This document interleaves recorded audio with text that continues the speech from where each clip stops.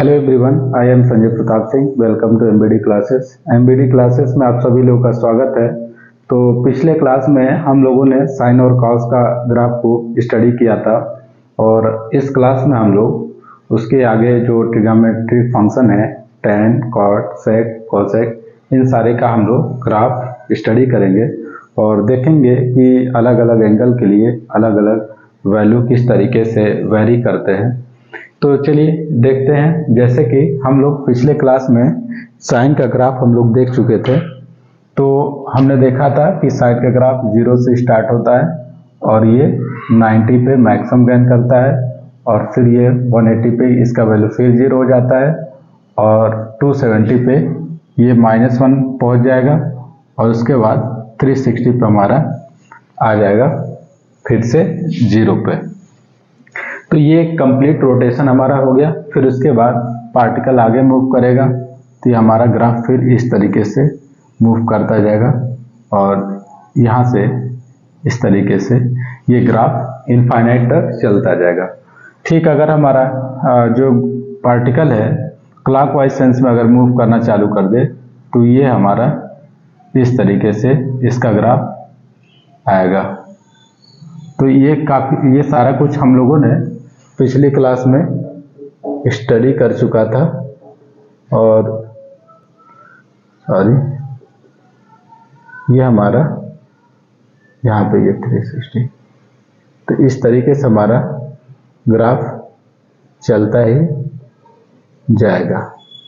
ये इधर हमारा -इन्फिनिटी और इधर +इन्फिनिटी तक चला जाएगा। तो ये रहा हमारा साइन का ग्राफ। अब जो है कि यदि कॉस का बात करें तो कॉस पे हमने देखा था कि जब हमारा 0 डिग्री पे कॉस का वैल्यू क्या होता है, 1 होता है और यानी कि जो पार्टिकल है वो अपने मैक्सिमम वैल्यू गेन करेगा 0 डिग्री पर।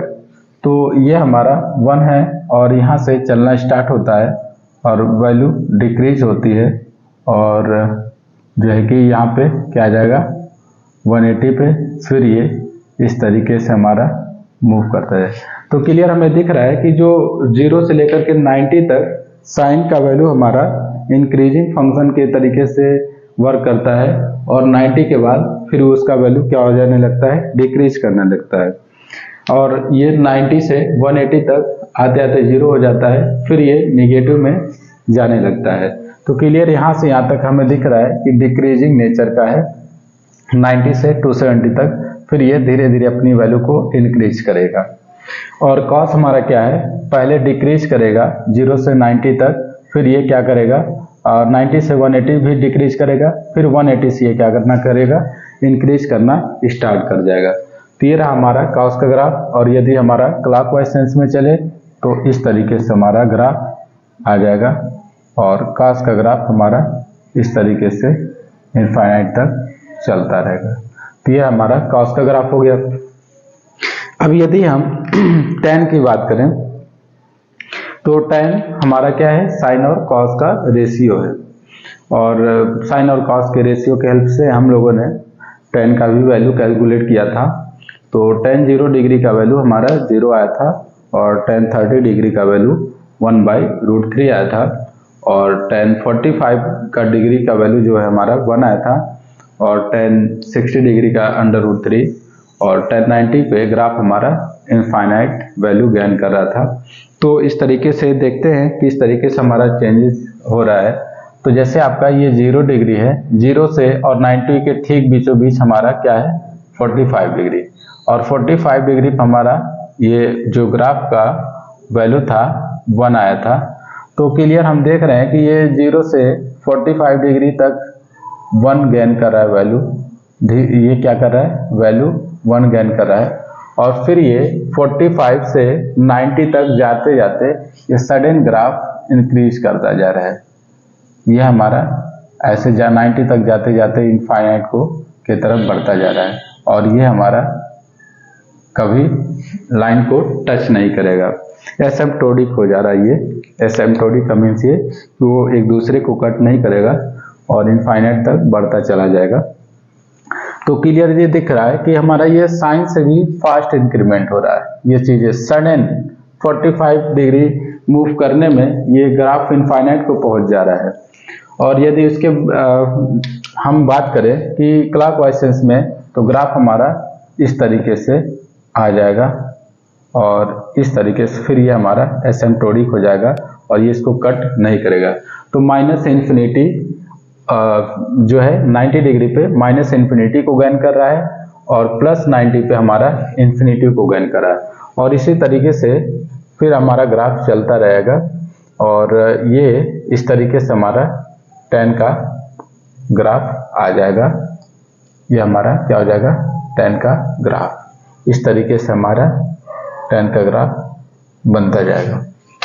ये कुछ चीज़ें हम लोगों ने ऑब्जर्व किया tan के विषय में, और आगे के नेगेटिव डायरेक्शन में इस तरीके से बनता जाएगा और इस तरीके से हमारा tan का ग्राफ मिलता जाएगा। तो चलिए कुछ चीज़ें और ऑब्जर्व करते हैं। अगर हम यहाँ पे इसका बात करें डोमेन का, डोमेन ऑफ द फंक्शन, तो क्लियर हमें दिख रहा है कि जो डोमेन है वो यहाँ पे 90 और जो है कि 270 और जो है 450 या फिर -90 -270 या फिर -450 पे ग्राफ की वैल्यू डिफाइन नहीं है, तो उसके लिए हमारा क्या है, डोमेन डिफाइन नहीं है। और इन पॉइंट को अगर हम छोड़ दें तो सारी जगह हमारा ग्राफ क्या है, डिफाइन है।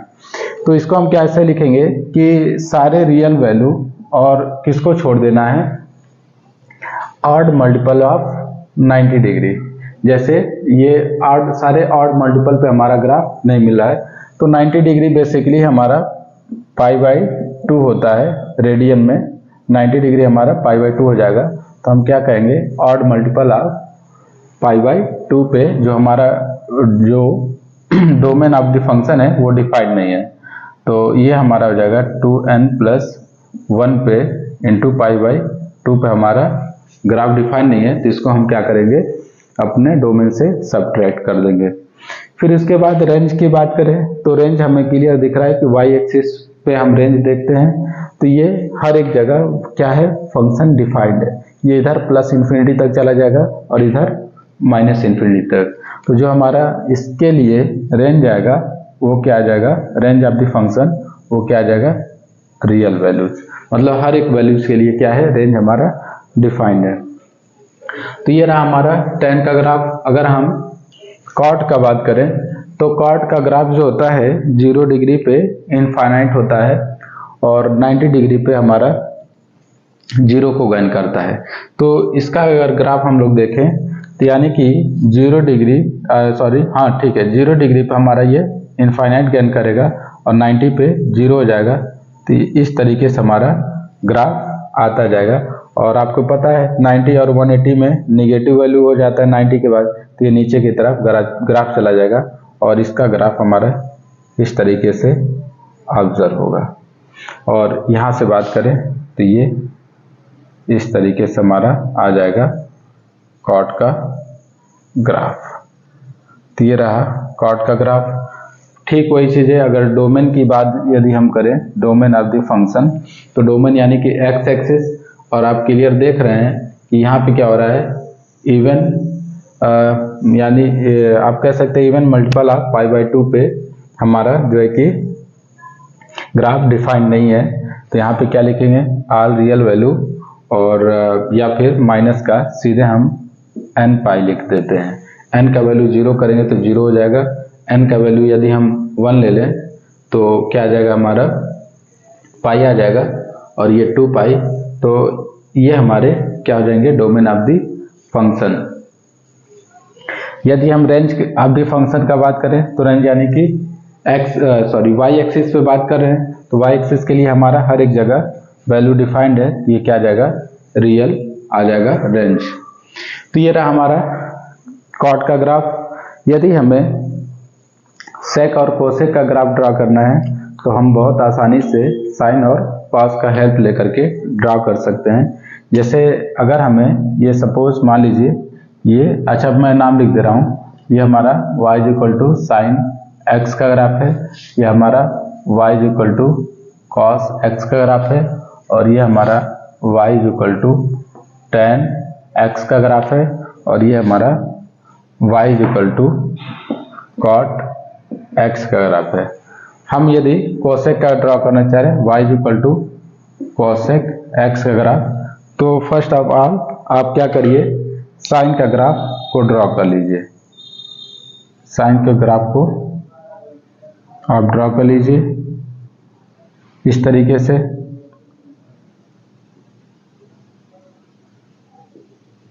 ये आपका हो गया साइन का ग्राफ, इस तरीके से हमारा ये साइन का ग्राफ हो गया।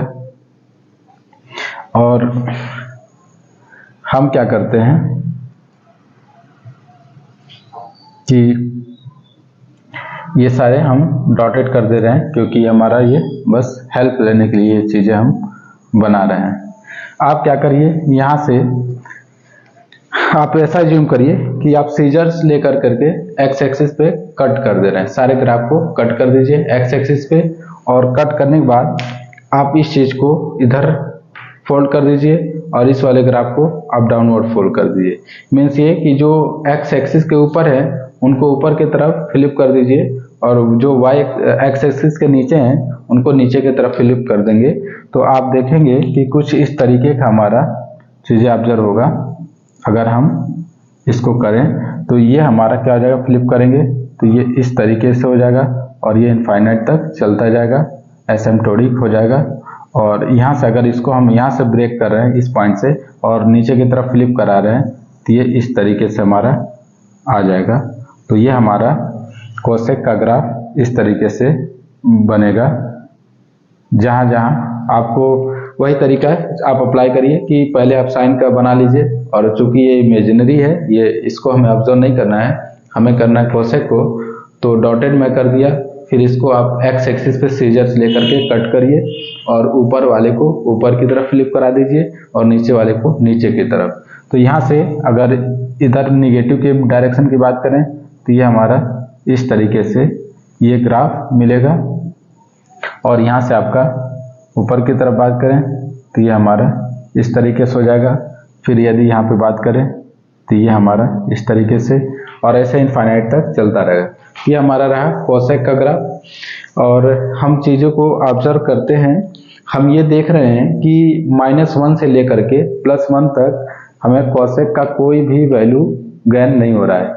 यानी कि जो कोसेक एक्स का वैल्यू है ये 1 से ऑलवेज ज़्यादा होगा, या फिर -1 से -∞ तक होगा, और -1 से +1 के बीच में कोई वैल्यू कभी भी गेन नहीं करता है। तो ये रहा हमारा कोसेक का ग्राफ। ये ध्यान रहे कि ये इनफाइनाइट तक जाएगा, ये कट नहीं करेगा। तो क्लियर, यहाँ से हम देख रहे हैं कि जो कोसेक 90 का वैल्यू है वो 1 होगा, और उसके आगे ये वैल्यू बढ़ता जाएगा।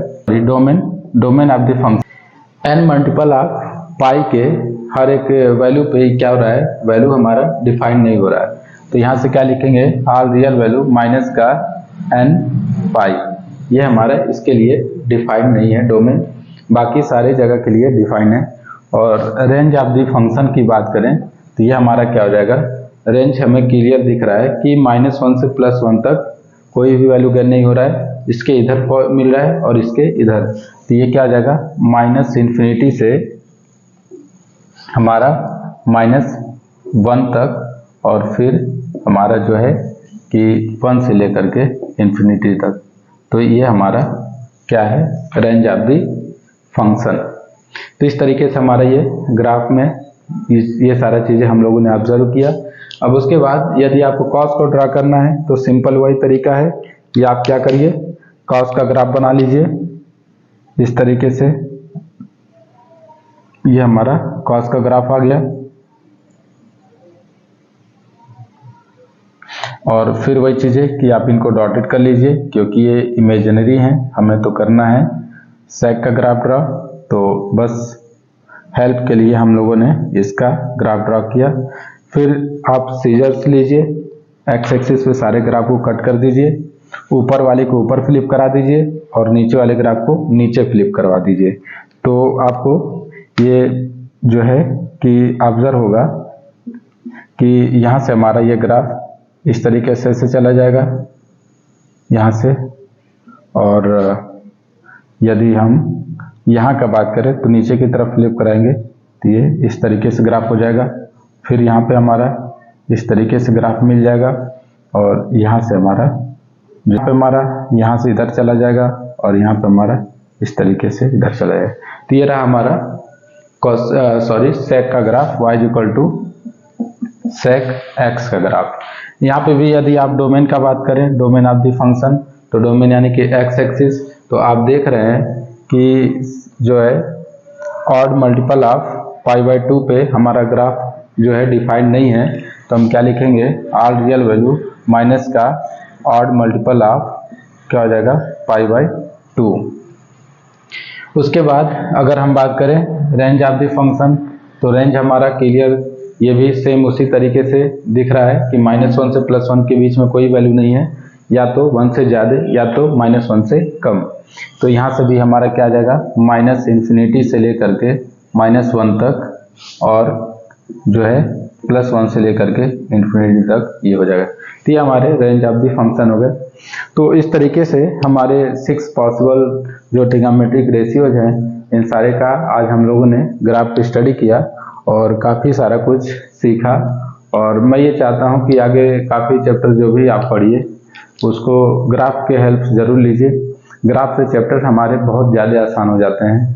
काफ़ी स्टूडेंट ग्राफ से डरते हैं, लेकिन आप ग्राफ से ज़रूर इंटरेक्ट होइए, ताकि मैं ये ऑब्जर्व किया हूँ कि काफ़ी सारे चैप्टर्स होते हैं ग्राफिकली बहुत ज़्यादा इजी हो जाते हैं, और एक बार आप यदि ग्राफ को समझने लगेंगे तो आपको स्टडी भी आसान लगने लगेगा, क्योंकि ग्राफिकली हमें चीज़ें काफ़ी आसान हो जाती हैं।